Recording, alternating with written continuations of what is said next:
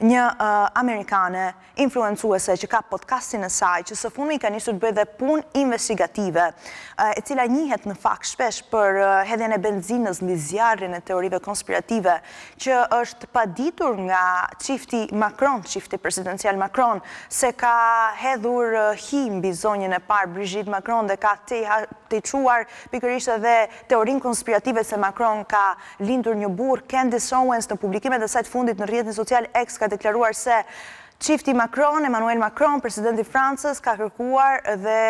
vrasjen e saj. Sipas një postimi në etiketën urgjente, sipas Candace Owens, kjo e fundit kishte komunikuar me një punonjës të lartë të qeverisë franceze, të cilën nuk e identifikon, dhe ai ka pretenduar se familja Macron kishte paguar që ajo të vritej. Ajo tha se i kishte ndarë informacionin e supozuar për të informuar popullsinë në rast të një incidenti. Më shumë se 36 milion njerëz e kanë parë këtë postim. Owens pretendoi se Drita Jeshile ju dha një ekipit të vogël në grupin kombëtar të ndërhyrjes së xhandarmerisë dhe se një prej personave të paguar është izraelit dhe një tjetër vrasëse me pagesë është grua. Rikujtojmë se kjo është një njësi taktike elitare e policisë franceze, përgjegjëse për luftën kundër terrorizmit, shpëtimin e pengjeve dhe misione të tjera me rrezik lart e krijuar në 74-ën